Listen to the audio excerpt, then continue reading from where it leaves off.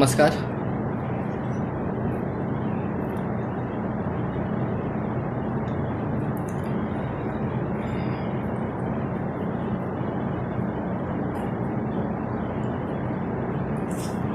अजून सध्या कोणी दिसत नाही आहे.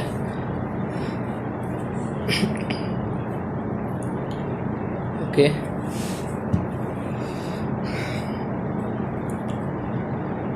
नमस्कार मित्र आणि मैत्रिणींनो.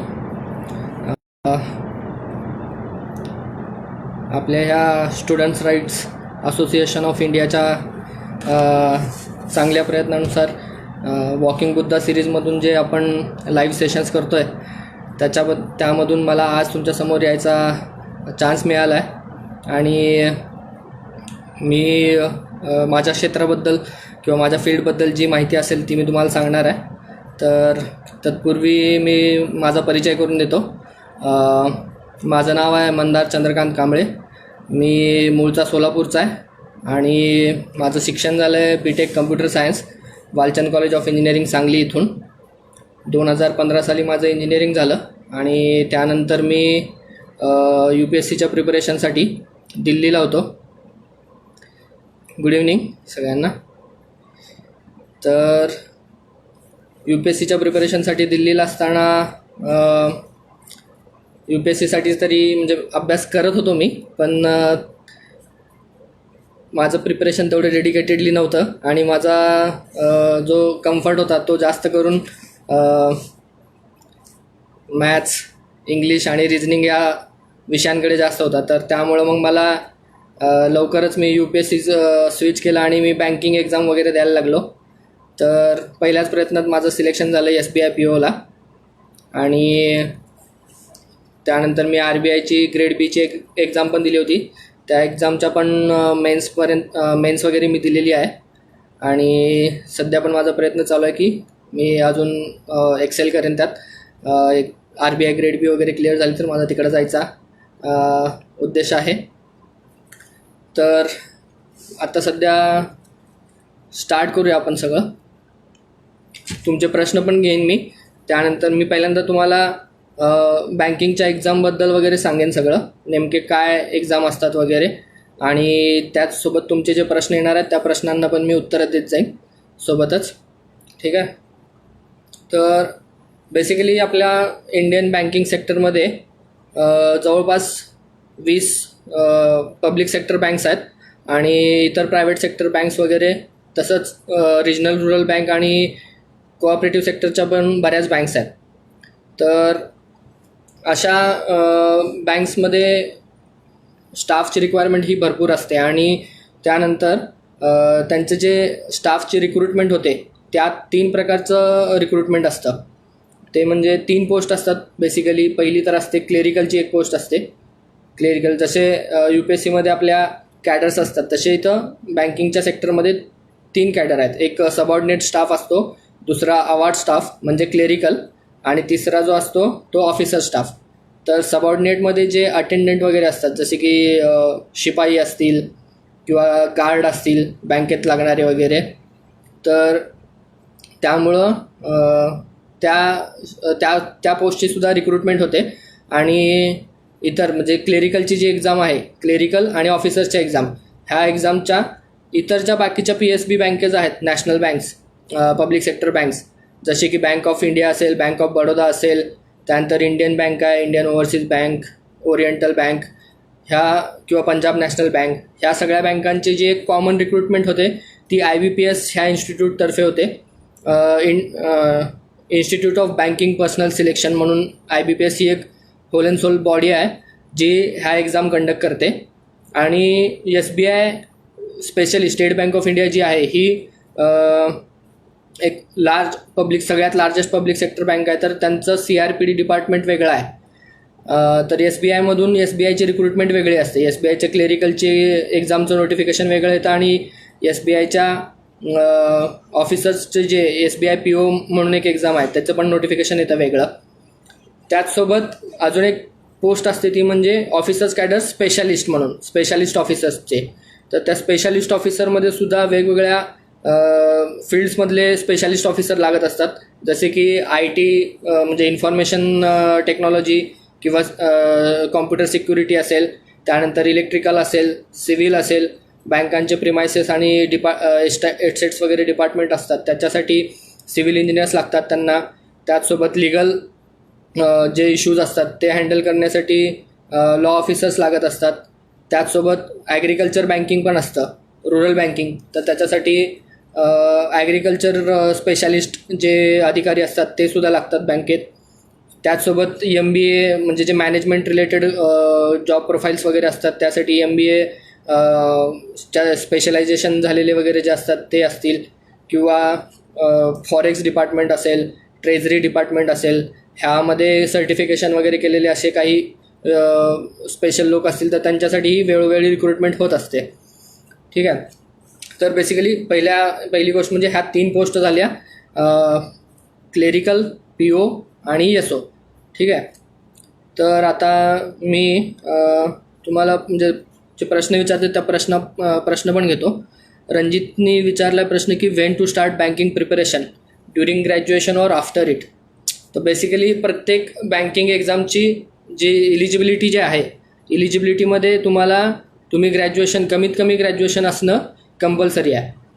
2012पर्यंत जी क्लेरिकलची रिक्रुटमेंट व्हायची बँकांची IBPS थ्रू, त्यामध्ये फक्त 12वी पास म्हणजे 10+2 असणं कंपल्सरी होतं क्लेरिकलसाठी. पण आता तो क्रायटेरिया बंद झालेला आहे. 2012 नंतर तुम्हाला क्लेरिकलसाठी पण ग्रॅज्युएशन कंप्लीट असणं, मग ते कुठल्याही स्ट्रीममध्ये असेल तरी चालतं, ग्रॅज्युएशन कंप्लीट व्हायला पाहिजे.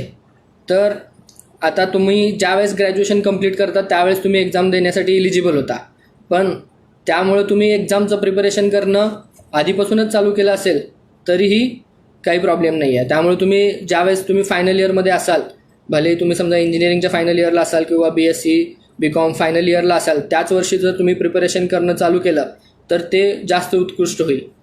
कारण तुम्हाला बऱ्यापैकी कॉलेजमध्ये तुम्ही अभ्यासाच्या फ्लोमध्ये असता आणि वर्षभर वेळ मिळतो अभ्यासासाठी, आणि तेवढा वेळ खूप सफिशियंट आहे. कुठलीही बँकिंग एक्झाम किंवा कुठलीही इन्शुरन्सची एक्झाम, रेल्वेची एक्झाम असेल, ह्या एक्झाम क्रॅक करण्यासाठी जवळपास तेवढं प्रिपरेशन पुरेसं आहे. त्यानंतर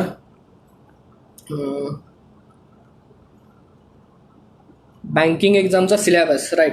तर सिलेबससाठी तुम्हाला त्या एक्झामचं जे नोटिफिकेशन येतं त्या नोटिफिकेशनमध्ये पूर्ण सिलेबस मेन्शन केलेला असतोच. त्याच्या व्यतिरिक्त जर तुम्हाला पूर्ण सिलेबस बघायचा असेल तर तो IBPSच्या वेबसाईटवर पण अवेलेबल आहे. सिलेबस पण अवेलेबल आहे तिथं. त्याचसोबत तिथे सॅम्पल टेस्ट पेपर असतात, ते तुम्ही डाउनलोड करू शकता आणि त्याबद्दल म्हणजे कसे प्रश्न विचारले जातात, प्रिव्हियस इयर क्वेश्चन वगैरे, हे सुद्धा तुम्ही बघू शकता तिथे. आणि मोस्टली जो सिलेबस आहे तो 4 सब्जेक्ट असतात कुठल्याही बँकिंग आणि इन्शुरन्स एक्झामसाठी. पहिली म्हणजे तुमचं जनरल बँकिंग आणि जनरल बँकिंग रिलेटेड नॉलेज आणि करंट अफेअर, हा एक सब्जेक्ट आहे. दुसरा असतो क्वांटिटेटिव्ह ॲप्टिट्यूड, त्यामध्ये जे मॅथ्स असेल, डेटा इंटरप्रिटेशन असेल, हा पार्ट येतो. तिसरा आहे लॉजिकल रिझनिंग. लॉजिकल रिझनिंग मध्ये म्हणजे तुमची बुद्धिमत्ता चाचणी. आणि चौथा विषय तो म्हणजे आपला इंग्लिश आणि तुमची कॉम्प्रिहेन्सिव्ह ॲबिलिटी काय आहे ते तुम्हाला चेक करण्यासाठी हे 4 सब्जेक्ट असतात. ठीक आहे. सिलेबस तुम्हाला IBPSच्या वेबसाईटवर डिटेलमध्ये मिळून जाईल आणि प्रत्येक एक्झामच्या नोटिफिकेशनमध्ये पण येऊन जाईल. ठीक आहे. त्यानंतर ग्रॅज्युएशन लेवलला स्टडी कसा करायचा, तर अभ्यास करण्याच्या मी काही तुम्हाला म्हणजे जसा मी अभ्यास केला होता त्या पद्धती पण सांगेल मी. सध्या कसं आहे, बँकिंगसाठी जॉब एवढे अवेलेबल असतात तर त्यासाठी खूप जास्त कॉम्पिटिशन, आणि आपल्या इकडे दरवर्षी नवीन जे ग्रॅज्युएट्स पासआउट होतात त्या बरेच जणांना जॉब अवेलेबल नसल्यामुळं ज्यांना गव्हर्नमेंट सेक्टरमध्ये जायची वगैरे इच्छा असते असे लोक बँकिंग सेक्टरला जास्त प्रिफर करतात. आणि तसं पाहायला गेलं तर IBPSची रिक्रुटमेंट असेल किंवा SBI POची रिक्रुटमेंट असेल तर लाखो विद्यार्थी फॉर्म भरतात दरवर्षी, आणि त्यात जागा असतात जवळपास 2-2.5 हजार वगैरे. तर कॉम्पिटिशन तशी खूप टफ आहे. पण तुम्हाला जर प्रिपरेशन तुमचं योग्य प्रिपरेशन असेल तर तुम्ही, मला वाटतं की 3 महिन्याच्या एकदम डेडिकेटेड प्रिपरेशननी सुद्धा तुम्ही कुठलीही बँकिंगची एक्झाम आरामात क्लिअर करू शकता. ठीक आहे.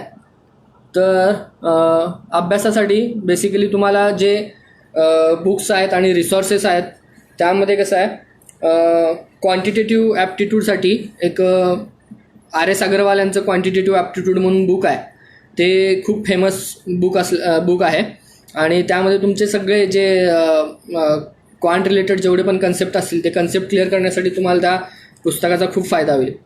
पण सध्या त्या पुस्तकाच्या लेवलप्रमाणे जर तुम्हाला प्रश्न तुम्ही अपेक्षित करत असाल एक्झामला तर तसं होणार नाही, कारण ते पुस्तकात फार बेसिक क्वेश्चन्स दिलेले आहेत आणि आता एक्झामची कॉम्पिटन्सी बघता एक्झामचं लेवल जे आहे ते थोडंसं टफ झालं आहे. त्यामुळं तुम्हाला जे क्वेश्चन्स आहेत ते थोडेसे टफ एक्सपेक्ट करायला लागतील आणि त्याप्रमाणेच क्वेश्चनची प्रॅक्टिस करायला लागेल. तर पहिल्यांदा तुम्ही ते RS अग्रवाल हे जे कन्सेप्च्युअल बुक आहे ते पहिल्यांदा तुम्ही सोडवून घ्यायला पाहिजे. त्याच्याशी पूर्ण फॅमिलियर झाल्यानंतर तुम्ही हायर लेवलचे जे प्रॉब्लेम्स आहेत ते तुम्हाला ऑनलाईन बऱ्याच वेबसाईट्स आहेत तिथे तुम्हाला PDFs वगैरे मिळतील किंवा टेलिग्रामचेही बरेच चॅनल्स असतात तिथे तुम्हाला PDF मिळतील. त्या PDFs तुम्ही डाउनलोड करू शकता आणि त्याची प्रॅक्टिस करू शकता. माझ्या मतेप्रमाणे एका कन्सेप्टवर, जसं की कुठलाही कन्सेप्ट असेल, टाईम अँड वर्क असेल किंवा सिस्टम्स अँड पाईप्स असेल किंवा असे कुठलेही जे सिलेबसमध्ये दिलेले टॉपिक्स आहेत त्या प्रत्येक टॉपिकवर तुम्ही एकदा त्याचा अभ्यास केल्यानंतर कमीत कमी 100 ते 200 तुम्ही न्यूमरिकल्स सोडवायला पाहिजे त्यावर. आणि त्याचसोबत तुम्हाला ऑनलाईन बरेच यूट्यूबवर वगैरे चॅनल्स आहेत जिथे तुम्हाला ट्रिक्स वगैरे शिकायला मिळतील की ते प्रश्न कसे सोडवायचे, क्वाड्रॅटिक इक्वेशन्स असतील किंवा सिस्टीमचा म्हणजे हे जे पण आहेत सिस्टम्स, पाईप्स वगैरे असे कोणतेही जे न्यूमरिकल्स आहेत त्याचे ट्रिक्स वगैरे मिळतील जेणेकरून तुम्हाला कमीत कमी वेळात तो प्रश्न सोडवता यायला पाहिजे. बेसिकली कसं आहे, बँकिंगमध्ये प्रिलिम्स जी आहे ती 100 मार्काची असते आणि 1 तास वेळ असतो. तर त्यामध्ये पण 30 मार्क इंग्लिशसाठी असतात आणि 35 मार्क रिझनिंग आणि क्वांटसाठी असतात आणि वेळ असतो 20 मिनिट प्रत्येकी. तर 20 मिनिटात तुम्हाला तेवढे क्वेश्चन सोडवायचे असतात. आणि इन जनरल सध्याचा जर कट ऑफचा सीन बघितला तुम्ही तर प्रिलिमचा जो कट ऑफ असतो तो जवळपास 60 ते 65च्या दरम्यान असतो. तर तुम्हाला कट ऑफ क्लिअर करायचा असेल तर तुमचे अटेम्प्ट्स जे आहेत प्रिलिम्समध्ये ते मिनिमम 70 to 75पर्यंत मिनिमम असायला पाहिजे विथ मोर दॅन 90% ॲक्युरेसी. कारण ह्यामध्ये परत तुमचे जे मार्क्स आहेत त्याचं काय म्हणतात, त्या मार्क्स रॅशनलाइज केलेले असतात. त्यामुळं तुम्हाला जे तुमचे ॲक्युरेसी किती आहे त्याप्रमाणे तुमचा स्कोअर येणार असतो. जर तुमची ॲक्युरेसी कमी असेल तर तुम्हाला निगेटिव्ह मार्क पण तुमचे भरपूर जातात, असा प्रॉब्लेम येतो. त्यामुळं ॲक्युरेसी जास्त असायला पाहिजे आणि नंबर ऑफ अटेम्प्ट जो आहे तो सफिशियंट असायला पाहिजे. मिनिमम अटेम्प्ट 75 आपण करता यायला पाहिजेत एका तासात, एवढी आपण कॅपेबिलिटी निर्माण आपली व्हायला पाहिजे अभ्यासाने. त्यानंतर मेन्समध्ये जो असो, मेन्समध्ये थोडासा टफनेस जास्त असतो, वेळ भरपूर असतो, सफिशियंट असतो वेळ. आणि तिथे तुम्हाला जर तुमचं प्रिपरेशन ठीक असेल प्रिलिम्सलाच तर तुम्हाला मेन्सला जास्त काही प्रॉब्लेम येणार नाही. मेन्समध्ये डिसायडिंग फॅक्टर असतो तो तुमचा GK आणि करंट अफेअर्स. तर तुम्ही बँकिंग रिलेटेड कसा अभ्यास केलेला आहे आणि करंट अफेअर्स वगैरे तुम्ही कसं प्रिपेअर करताय ह्याच्यावर तुमचा स्कोअर डिपेंड असतो. GKसाठी तुम्हाला ऑनलाईन पोर्टल जे आहेत, बँकर्स अड्डा असेल किंवा अफेअर्स क्लाउड आहे, exambee.com आहे, यांच्या PDFs मिळतात. वीकली PDFs वगैरे असतात. त्या PDFs तुम्ही जर फॉलो करत असाल तर तुम्हाला बऱ्यापैकी त्यात बँकिंग सेक्टर, इन्शुरन्स सेक्टर वगैरे कवर केलेलं असतं. इकॉनॉमिक्स वगैरे म्हणजे बेसिकली विचारलं जातं बँकिंग एक्झाममध्ये, ते कवर केलं जातं. तर ते तुम्ही वाचू शकता आणि तिथून प्रिपरेशन करू शकता.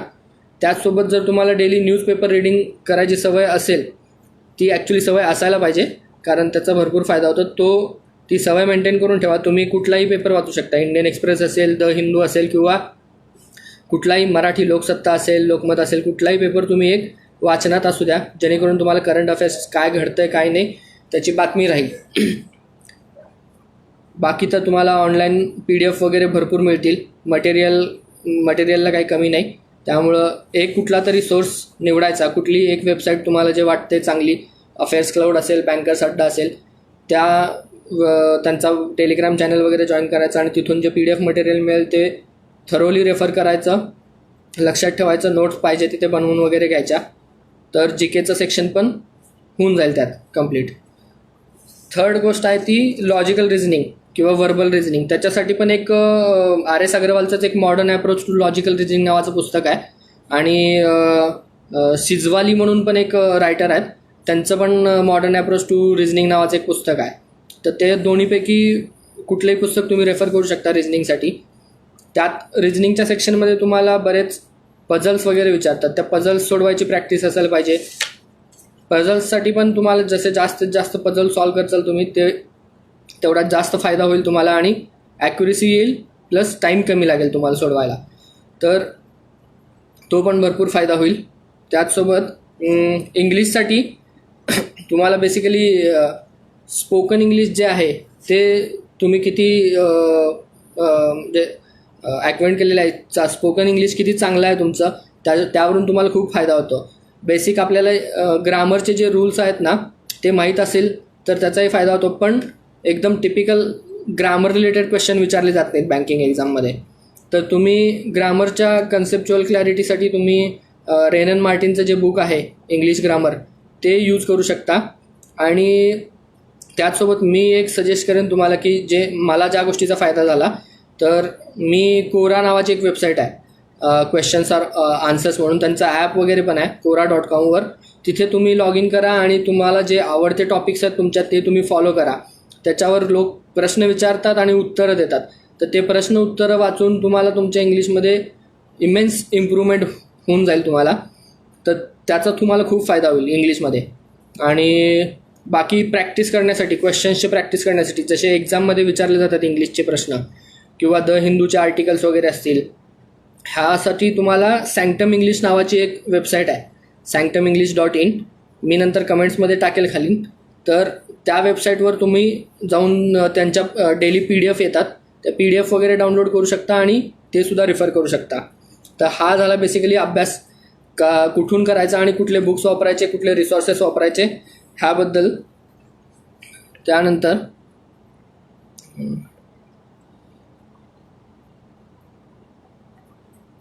बँकिंगच्या एक्झामसाठी प्रिपरेशन आणि इंटरव्ह्यूसाठी प्रिपरेशन. ठीक आहे.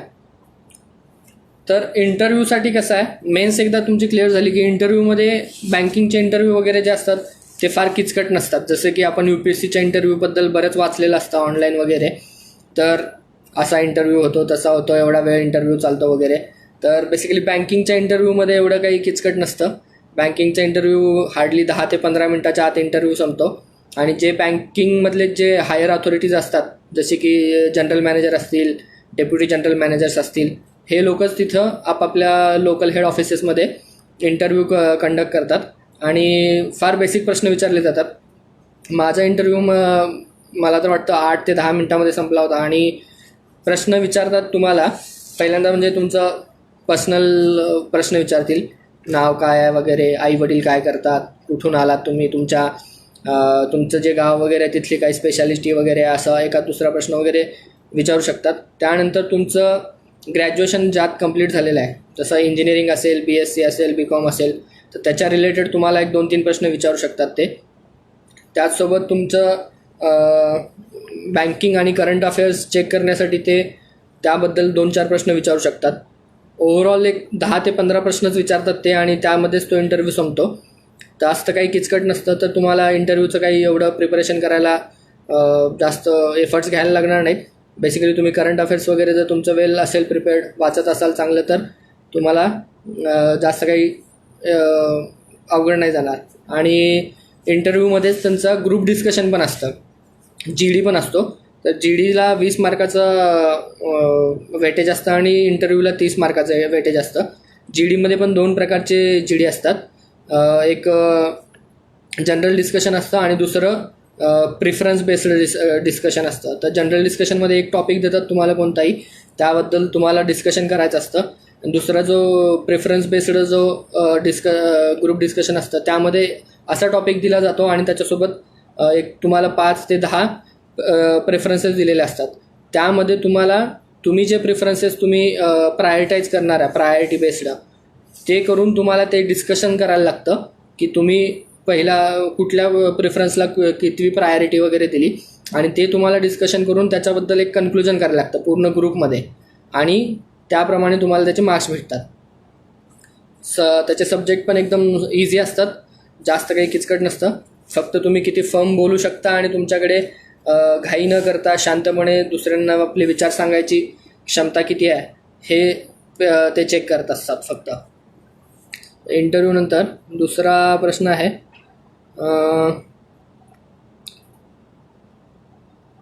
बँकिंग प्रिपरेशनसाठी कॉमर्स घेऊन ग्रॅज्युएशन केलं तर प्रिपरेशन करता मदत होणार का? राहुलचा प्रश्न आहे. ॲक्च्युली कसं आहे, आधी असा समज होता की कॉमर्स घेतलं म्हणजे बँकिंग सेक्टरमध्ये जायला पाहिजे किंवा कॉमर्सच्या मुलांनीच बँकिंग करायला पाहिजे वगैरे. पण आता असं झालेलं आहे की इंजिनिअरिंग करून सुद्धा मुलांना बऱ्याचपैकी आपल्या कोअर फील्डमध्ये जॉब मिळत नाहीत. BSc झालेला MSc झालेल्या मुलांना सुद्धा जॉब मिळत नाहीत. तर बँकिंग किंवा कुठलीही एक्झाम असू द्या, बँकिंग असू द्या, इन्शुरन्स असू द्या, रेल्वेज असू द्या, ह्या एक्झामला सगळेच मुलं अप्लाय करतात. BA झालेलं असेल काय किंवा BCom असेल, BSc असेल, तर ॲज सच असा काही फरक नाही पडत. तुमचं एज्युकेशन बॅकग्राऊंड कुठलंही असेल तरी काही जास्त फरक नाही पडत. तुमचं लेवल ऑफ प्रिपरेशन काय आहे, एक्झामच्या रिक्वायरमेंटप्रमाणे तुम्ही अभ्यास करत असाल आणि त्याप्रमाणे जर तुम्ही एक्झाम देत असाल तर त्यात काही जास्त मॅटर नाही करत.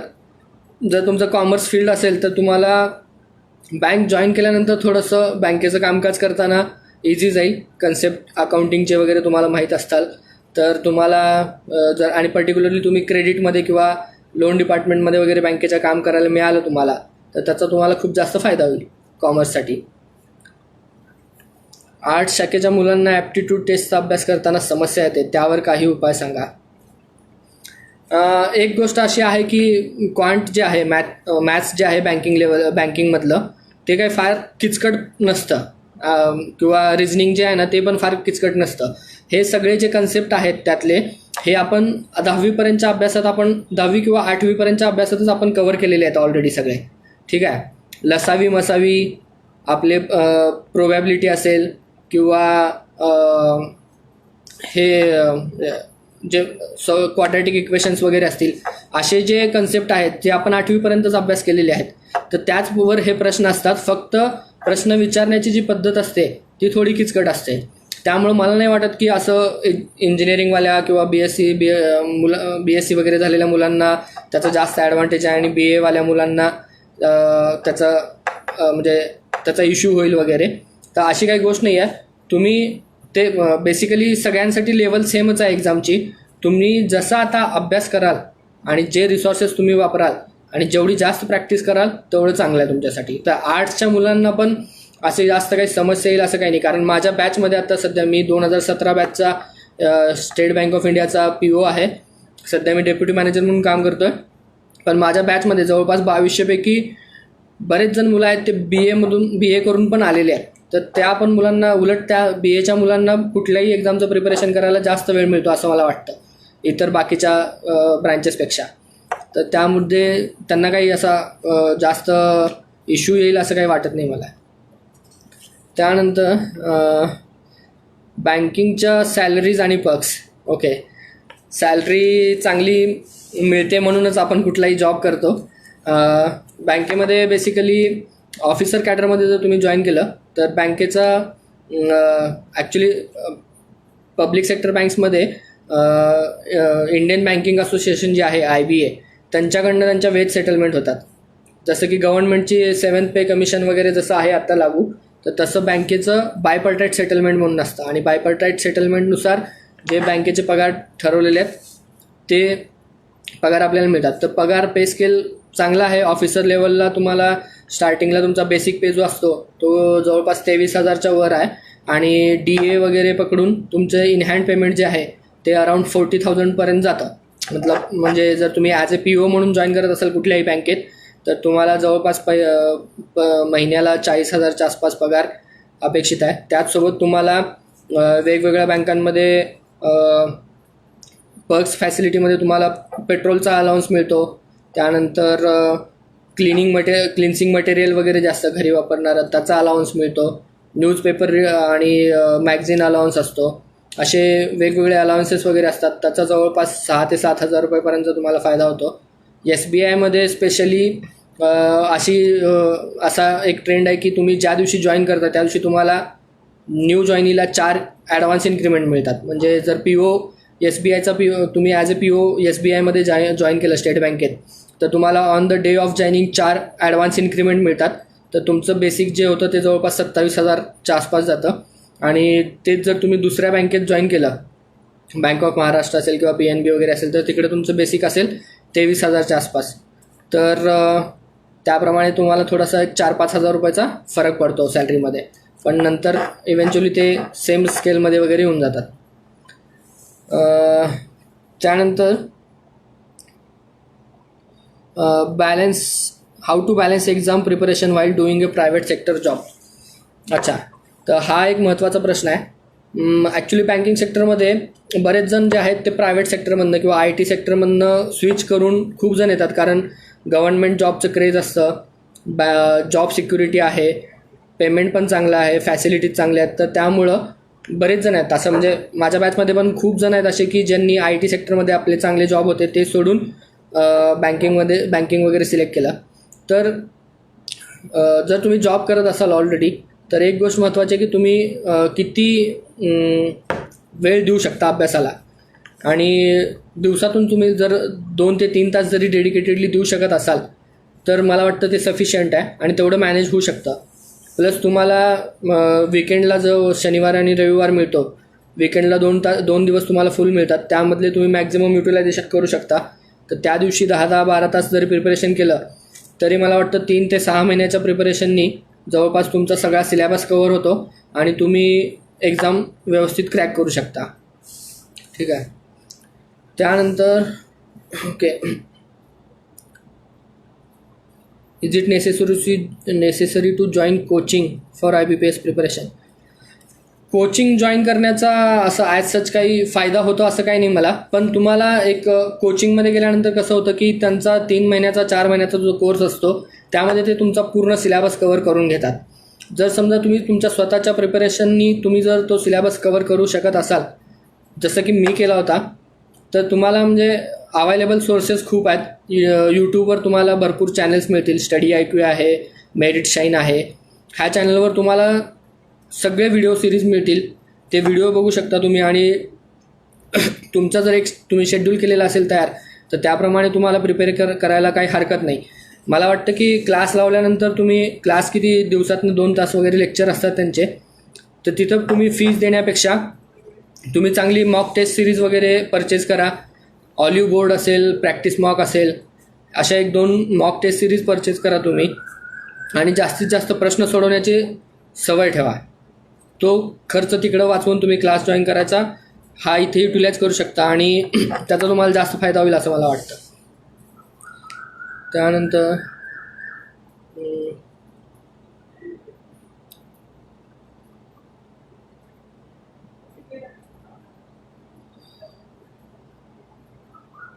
How to score maximum in GA, what was your strategy.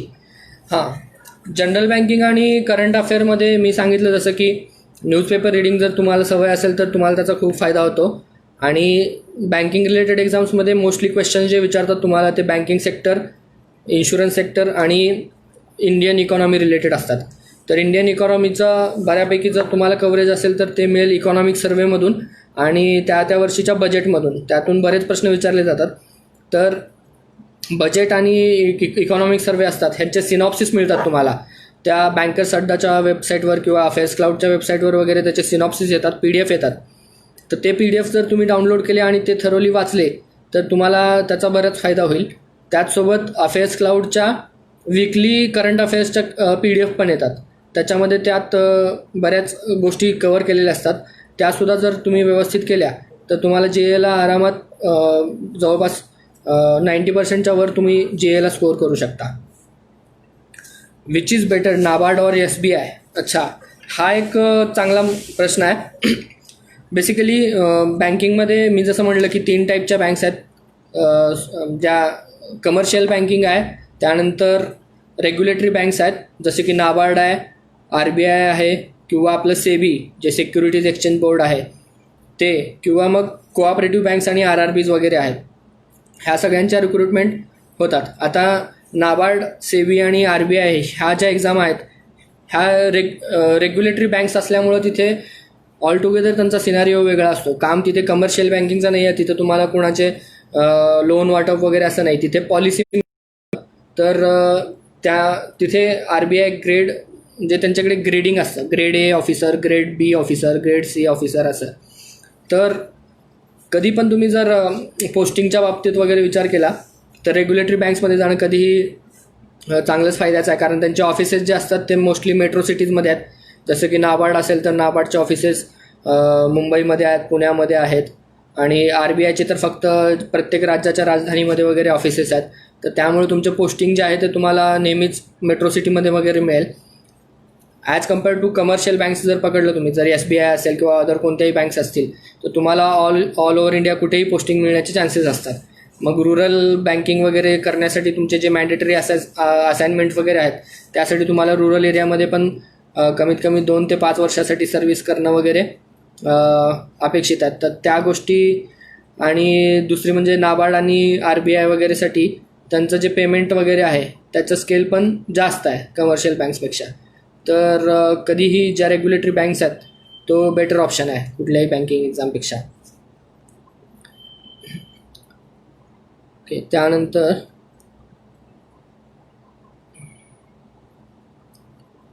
Work life balance. How is the work life balance? Work life बॅलन्सबद्दल आता सध्या कसं झालं आहे की गव्हर्नमेंटच्या बऱ्याच ज्या स्कीम्स वगैरे आहेत त्या त्या सगळ्या स्कीमचं मॉनिटायझेशन जे आहे ते बँकिंगमधूनच होतं, बँकिंग चॅनलमधून. आणि गेल्या 5 ते 10 वर्षात बँकिंगचं जे स्वरूप आहे ते खूप वाढलेलं आहे, पर्टिक्युलरली इंडियन बँकिंग सेक्टरमध्ये. तर खूप निर्भर आहे आपण बँकिंगवर. आपली इकॉनॉमी जवळपास बँकिंग सेक्टरवरच निर्भर आहे. तर त्यामुळं बँकांमध्ये जो वर्क प्रेशर आहे ना तो ट्रिमेंडस आहे. खूप जास्त वर्कलोड आहे आणि त्यात पण तुम्हाला कसं कुठे पोस्टिंग मिळतं तुम्हाला त्यावरही खूप जास्त मॅटर करतं. जसं तुम्हाला ब्रँच पोस्टिंग मिळण्याचे चान्सेस खूप जास्त आहेत तर त्यावेळेस वर्कलोड आहे. SBIच्या तुम्हाला किंवा बँक ऑफ इंडियाच्या वगैरे ब्रँचेसमध्ये गेलात तर तुम्हाला ती गर्दी बघून वगैरे कळेल.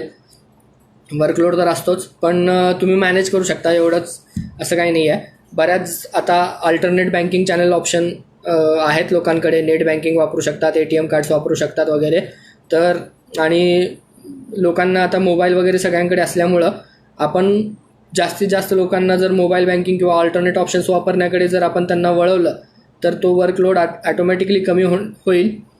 अजून 5 वर्षांनी मला वाटतं तो जो गर्दीचा सीन वगैरे आहे बँकिंगमधला तो आपोआप कमी होईल आणि त्यानंतर मग जवळपास मॅनेजेबल असेल वर्कलोड वगैरे. सध्या तरी वर्किंग आवर्स जे असतात ते 10 ते 4 जर बँक ओपन असेल कस्टमरसाठी तर आपल्याला सकाळी 9-9:30ला वगैरे बँकेत जायला लागतं आणि संध्याकाळी 7-7:30 वाजेपर्यंत कमीत कमी टाईम असतो बँकेत काम करण्याचा. तर तेवढा वेळ तरी वर्किंग आवर्स आहेत असं आहे. त्यानंतर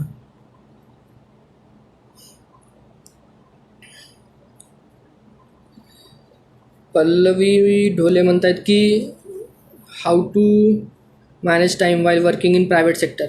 तर मी मगाशीच सांगितलं जसं की प्रायव्हेट सेक्टरमध्ये जॉब करत असताना बँकिंगचं प्रिपरेशन करणं काही अवघड नाही आहे. तुम्ही डेली डेडिकेटेडली 2 ते 3 तास तर तुम्ही आरामात काढू शकता वेळ. त्यामध्ये तुम्ही न्यूजपेपर रीडिंग करा आणि रोज एखादा टॉपिक घ्या, त्याचं तुम्ही कन्सेप्ट क्लिअर करून घ्या आणि थोडेफार त्याचे प्रश्न वगैरे सोडवले, तुम्ही न्यूमरिकल्स वगैरे सोडवले तर खूप जास्त फायदा होईल. आणि ऑन विकेंड्स ज्यावेळेस तुम्हाला सॅटर्डे आणि संडे सुट्टी मिळते त्या सॅटर्डे आणि संडेला तुम्ही बऱ्यापैकी मॉक टेस्ट सोडवू शकता किंवा दुसरे तुम्हाला जे अवघड टॉपिक्स वाटतात, ट्रिक्स पाहिजे असतील त्याचे तुम्ही व्हिडिओज वगैरे पाहू शकता यूट्यूबवर वगैरे. तर त्याप्रमाणे तुम्ही मॅनेज करू शकता. आणि मला वाटतं की असं जर टाईम मॅनेजमेंट केलं तुम्ही आणि प्रॅक्टिस जर तुमची जास्त असेल, संडेच्या दिवशी वगैरे तुम्ही जर मॉक टेस्ट सोडवल्या 2, 3, 4 जेवढ्या जमेल तेवढ्या मॉक टेस्ट सोडवा तुम्ही. त्यामध्ये तुम्हाला एक फेअर स्पीड आला, 75 अटेम्प्ट्स वगैरे तुम्ही करत असाल एका तासामध्ये वगैरे तर दॅट्स वेल अँड गुड. तर तुम्ही आरामात कुठलीही एक्झाम क्रॅक करू शकता असं वाटतं. आणि मला वाटतं की तो स्पीड यायला फार तर 3-1 महिने लागतील तुम्हाला. त्या 3 महिन्यात जवळपास सगळा सिलेबस पण कवर होईल आणि तुम्ही बेसिकली करू शकता सगळं cover. Does bank privatisation affects the career prospects of officers? सध्या तरी पब्लिक सेक्टरमधले कुठल्या बँकेचं प्रायव्हेटायझेशन करायचा विचार नाही आहे अजून कुठला गव्हर्नमेंटचा. फक्त मर्जर झालेला आहेत पब्लिक सेक्टर बँक्सचा. आणि जशा 20-21 पब्लिक सेक्टर बँक्स होत्या आणि छोट्या छोट्या बँक्स झाल्या होत्या, त्यांचा खर्च पण जास्त होता आणि त्यांचे पोर्टफोलिओ कमी असायचे, म्हणजे बिझनेस डायव्हर्स झालेला होता. तर ते गव्हर्नमेंटच्या स्ट्रॅटेजीनुसार त्यांना जे मर्जर करायचं आहे, मर्जरनंतर नंबर ऑफ बँक्स कमी होईल पण फॅसिलिटीज आणि म्हणजे लोकांचं बिझनेस ॲक्वायरमेंट जे आहे ते जास्त होईल पब्लिक सेक्टर बँक्समध्ये वगैरे. तर प्रायव्हेटायझेशन ॲज सच काही बोलू शकत नाही मी, पण मर्जरमुळं थोडंसं काम जास्त वाढलं आहे एवढं आहे. पण ॲज सच तुम्हाला काम वाढेल, पण बाकी दुसऱ्या ज्या पर्क्स फॅसिलिटीज वगैरे आहेत त्याच्यावर काही प्रॉब्लेम नाही येणार. त्यामुळं त्याबद्दल निश्चिंत असा तुम्ही. Which is the highest grade that we can achieve? आता प्रत्येक बँकेचं स्ट्रक्चर वेगवेगळं आहे. SBIमध्ये मी पर्टिक्युलरली सांगू शकतो की ॲज ए ऑफिसर जर तुम्ही जॉईन केलं तर क्लास म्हणजे स्केल 1 ऑफिसर म्हणून तुम्ही जॉईन करता ॲज ए PO.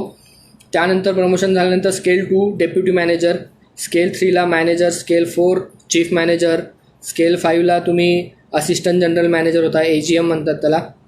स्केल 6मध्ये DGM असतं, डेप्युटी जनरल मॅनेजर. स्केल 7मध्ये जनरल मॅनेजर. स्केल 8मध्ये चीफ जनरल मॅनेजर, CGM म्हणून, ज्यांच्याकडे पूर्ण सर्कल कंट्रोल करायची ऑथॉरिटी असते. जसं की महाराष्ट्र सर्कल आहे, महाराष्ट्र राज्यासाठी, महाराष्ट्र आणि गोव्यासाठी महाराष्ट्र सर्कल आहे. त्यानंतर गुजरातसाठी अहमदाबाद सर्कल आहे. तसंच भोपाळ सर्कल आहे मध्य प्रदेशसाठी. तर त्या पूर्ण सर्कलचा बॉस म्हणजे scale 8 manager, chief general manager म्हणतात त्यांना, CGM. आणि त्याच्यानंतर CGM नंतर स्टेट बँकेमध्ये चार DMD आहेत आणि 4 MD आहेत, डेप्युटी मॅनेजिंग डिरेक्टर्स आणि 4 मॅनेजिंग डिरेक्टर्स. हे जे असतात ते गव्हर्नमेंट अपॉइंटी असतात, फायनान्स मिनिस्ट्रीकडनं अपॉइंटमेंट केली जाते. CGM लोकांमधून सिलेक्शन होतं त्यांचं. आणि एक चेअरमन. तर ॲज ए PO म्हणून जर तुम्ही जॉईन केलं असेल तर तुम्हाला चेअरमनपर्यंत जाण्याचे चान्सेस असतात. आणि सिमिलरली अदर बँक्समध्ये पण तसाच सीन आहे, तिथे तुम्ही चीफ जनरल मॅनेजरपर्यंत वगैरे जाऊ शकता आणि तिथे 1-2 स्केल कमी जास्त होऊ शकतात प्रमोशनच्या आस्पेक्ट्सनी.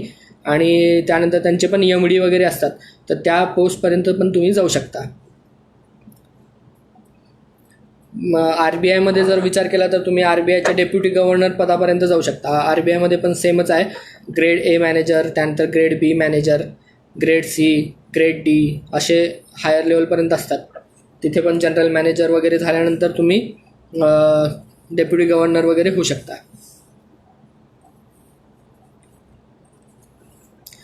Do they IBPS officers have any role in policy making? No. IBPS officers जे असतात ते कमर्शियल बँकिंगमध्ये सिलेक्ट होतात. ठीक आहे. IBPSची जर तुम्ही समजा IBPS PO किंवा IBPS क्लेरिकल एक्झाम क्लिअर झालेली असेल आणि तुम्ही जर कमर्शियल बँकमध्ये कुठल्यातरी सिलेक्ट झालेला असाल, जसं की स्टेट बँक असेल, पंजाब नॅशनल बँक असेल, ह्या बँकमध्ये तुम्ही पॉलिसी मेकिंग नाही करू शकत. तुमच्या बँक लेवलचे पॉलिसी मेकिंग जे असेल ते पण तुम्ही हायर ऑथॉरिटीला प्रमोशन होऊन गेलेला असाल, जसं की तुम्ही चीफ जनरल मॅनेजर वगैरे झालात आणि तुमच्याकडे कुठलं तरी इम्पॉर्टंट डिपार्टमेंट वगैरे दिलेलं आहे, जसं की क्रेडिट डिपार्टमेंट असेल, फॉरेक्स डिपार्टमेंट असेल, आणि त्या संदर्भात तुमच्या बँकेच्या काही इन्स्ट्रक्शन्स तुम्हाला इम्प्लिमेंट करायचे असेल तर त्या पॉलिसी मेकिंग तुम्ही करू शकता. पण इन जनरल जे पॉलिसी मेकिंग आहे ते RBI डिसाईड करतं, नाबार्ड डिसाईड करतं आणि त्यांच्या रूल्स आणि रेग्युलेशन्सच्या अंडर अदर सगळ्या कमर्शियल बँक्स काम करतात. जर मग तुम्हाला जसं पॉलिसी मेकिंग करायचं असेल तसं डिसिजन मेकिंग वगैरेचा जसा चान्स आहे तुम्हाला, तो RBI, नाबार्ड इकडे मिळू शकतो, रेग्युलेटरी बँक्समध्ये. मी माझा ईमेल ID शेअर करेन आणि माझा मोबाईल नंबर पण शेअर करेन मी कमेंट्समध्ये. तुम्ही मला कधी मेल वगैरे पाठवू शकता किंवा व्हॉट्सॲप मेसेज करू शकता. त्यानंतर मी तुम्हाला जे काय तुमच्या क्वेरीज असतील त्यांनाही उत्तरं देत राहीन. आणखी काही कुणाचे प्रश्न असतील तरी विचारू शकता.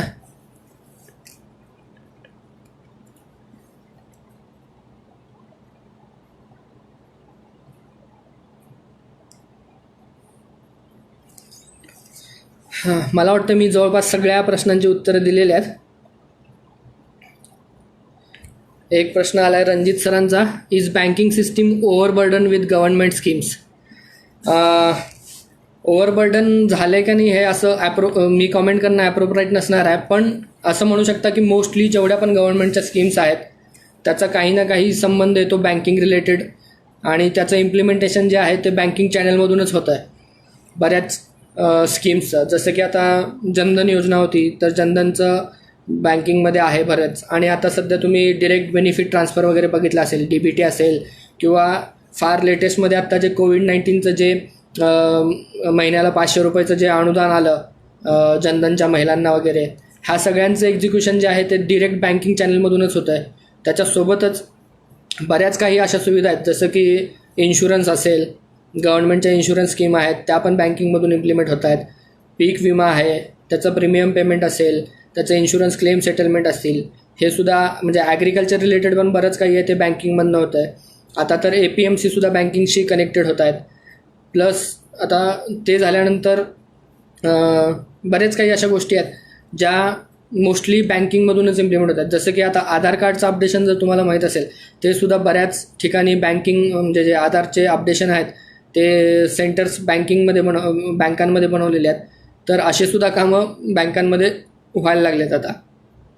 तर बऱ्यापैकी स्कीम्स ज्या आहेत त्या गव्हर्नमेंटच्या इम्प्लिमेंट होत आहेत बँकिंग चॅनलमधून. चालेल, ठीक आहे. आता जवळपास बराच वेळ झाला. तुमचे काही प्रश्न असतील ते तुम्ही मला अजूनही कमेंटमध्ये वगैरे विचारू शकता, किंवा मी माझा ईमेल ID शेअर करेल कमेंटमध्ये, आणि त्यानंतर मग तुमचे काही क्वेरी असतील वगैरे ते तुम्ही मला मेल करू शकता. ठीक आहे, धन्यवाद. आणि मी आभार व्यक्त करू इच्छितो स्टुडंट्स राईट असोसिएशन ऑफ इंडियाचे, specially Umesh sir, Ranjit sir, आणि माझे मित्र आकाश आणि कमलेश. तुम्ही मला इथे येऊन बोलण्याचा चान्स दिला त्याबद्दल तुमचे धन्यवाद.